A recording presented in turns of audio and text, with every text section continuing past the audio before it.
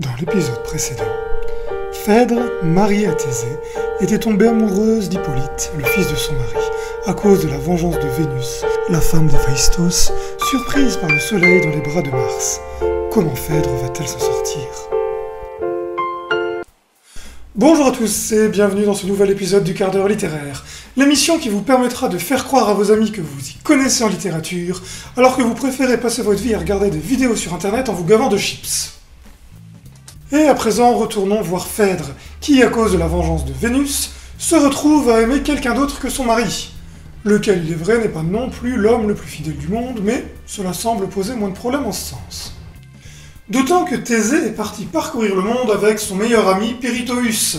Celui-ci a en effet perdu son épouse, Hippodamie, et aimerait retrouver une nouvelle femme. Thésée, comme on l'a vu dans l'épisode précédent, va ainsi essayer d'enlever la belle mais encore très jeune Hélène, tandis que Pirithous a l'idée de génie de vouloir enlever Perséphone, la femme d'Hadès, le dieu des enfers, c'est-à-dire du monde des morts. À aucun moment les deux mecs se sont dit que c'était une idée complètement stupide. Certes, ce n'est qu'un mythe, mais quand même, comment peut-on créer des personnages aussi idiots ? Enfin, quoi qu'il en soit, et de manière vraiment surprenante, nos deux héros échouent et se retrouvent coincés aux enfers. Phèdre se retrouve donc seul avec Hippolyte pendant un temps relativement long, tandis que l'absence de Thésée se fait sentir et que les rumeurs sur sa mort commencent à arriver. Ce qui va nous intéresser à présent, c'est la manière dont la perception de ce mythe a évolué, en particulier à travers les différentes représentations littéraires qui nous en sont parvenues. Pour cela, je vais m'intéresser à trois auteurs que nous avons déjà évoqués dans l'épisode précédent.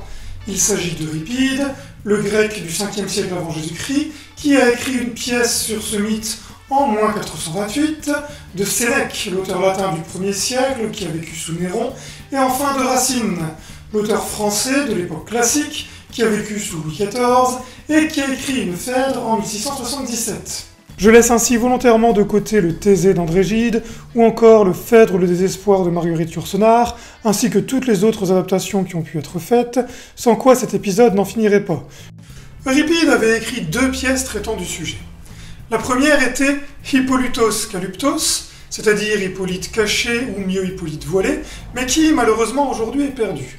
L'autre pièce était Hippolytos Stéphanophoros, c'est-à-dire Hippolyte porte-couronne, mais comme ça sonne mal, on va plutôt le traduire par Hippolyte couronné.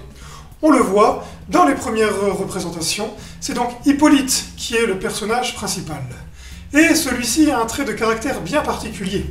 Il rejette complètement l'amour et sa déesse Aphrodite pour ne se consacrer qu'à Artémis, la déesse vierge de la chasse. Et c'est ce rejet complet de l'amour qui cause sa perte.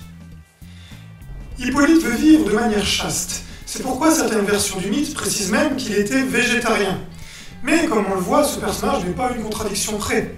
Son végétarisme ne l'empêche pas de se consacrer à la déesse de la chasse, et son dévouement à une déesse ne l'empêche pas d'être profondément misogyne, au sens propre du terme. Il éprouve une véritable haine à l'égard des femmes. Mais le mieux est encore de l'écouter en parler.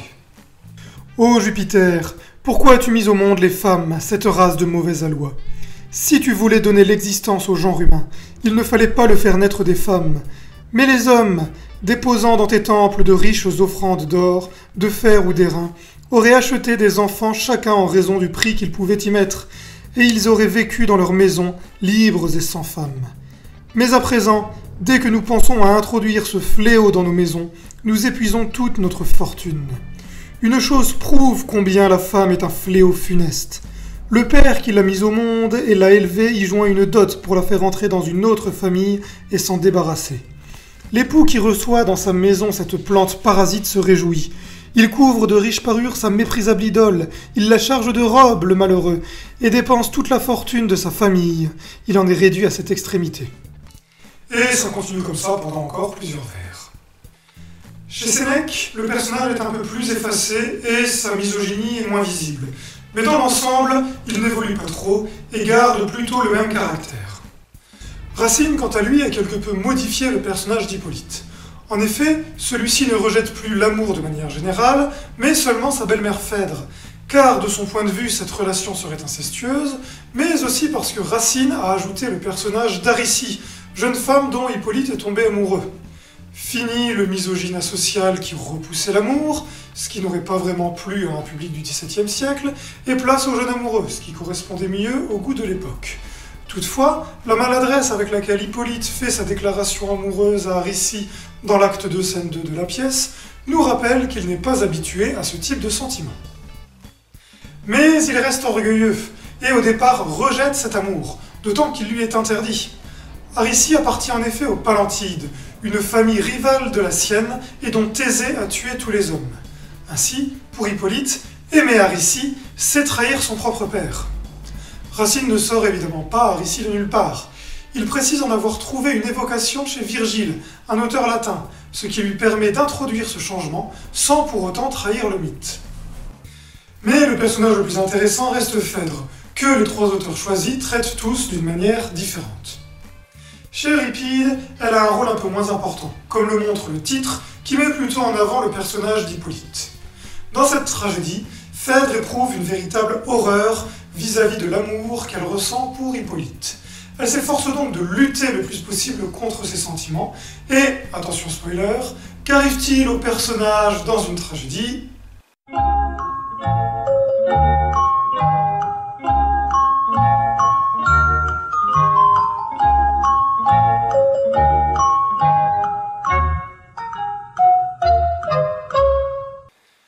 Dans un genre où par essence les personnages ont à peu près autant de chances de survie que dans un épisode de Game of Thrones, la réponse est assez facile.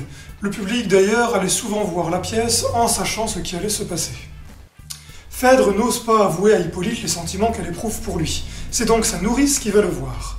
Oui, un peu comme quand au collège vous envoyiez votre meilleur ami demander à Brandon de 5ème B s'il voulait bien sortir avec vous. Phèdre a fini par apprendre qu'elle a été rejetée par Hippolyte, et, se sentant déshonorée, choisit le suicide, non sans écrire auparavant une lettre, dans laquelle elle accuse faussement Hippolyte de l'avoir violée, ce qui par la suite causera la mort du jeune homme.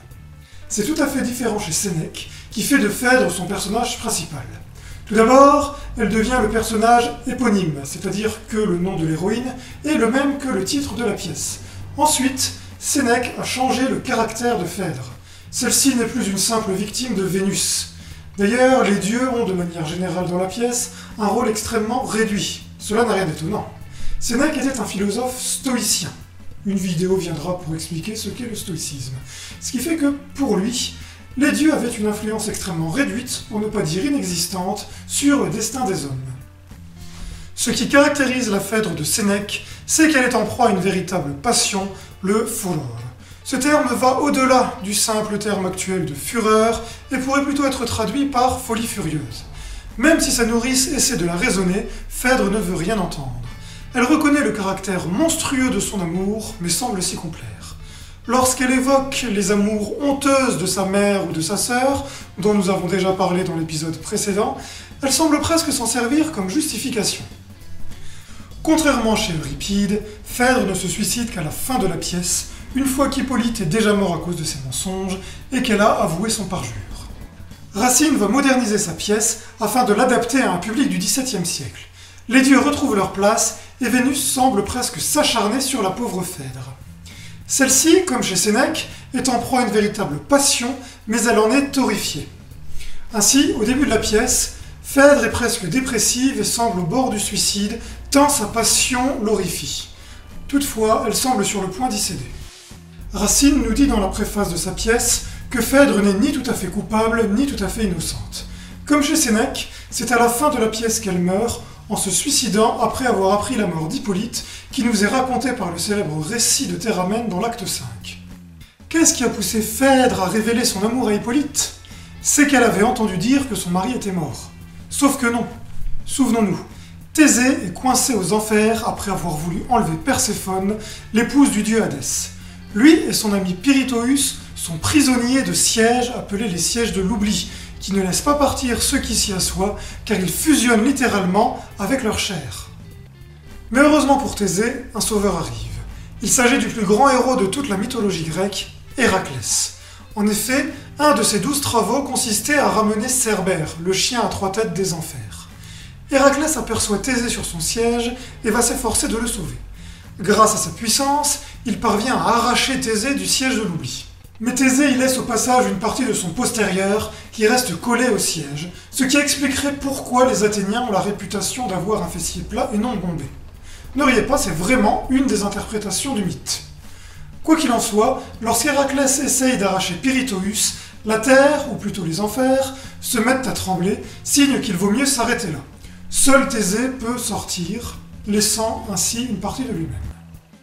Le retour de Thésée est assez inattendu. Certaines versions du mythe précisent même qu'il est resté 4 ans aux enfers. Mais quoi qu'il en soit, Phèdre est coincée. Elle vient d'avouer à Hippolyte qu'elle l'aimait.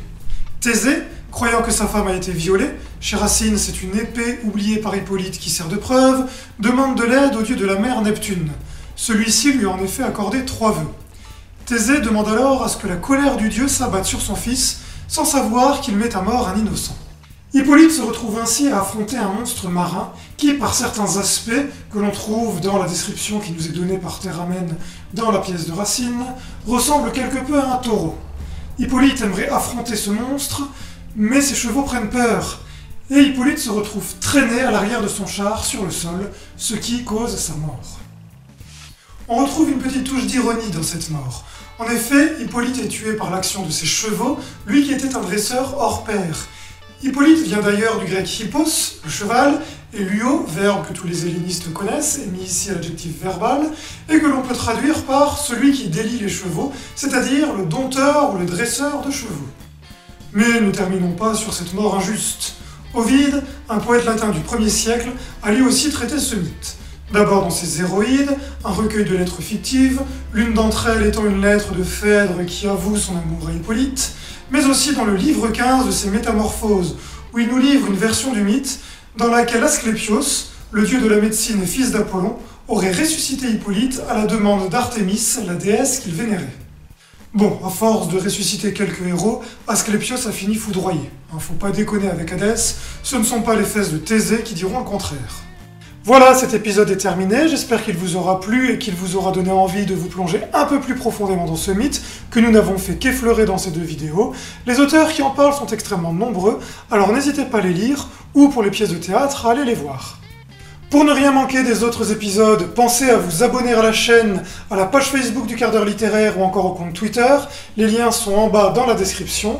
Si l'épisode vous a plu, pensez à le signaler avec un pouce bleu et en le partageant. Quant à moi, je vous dis à bientôt pour un prochain épisode.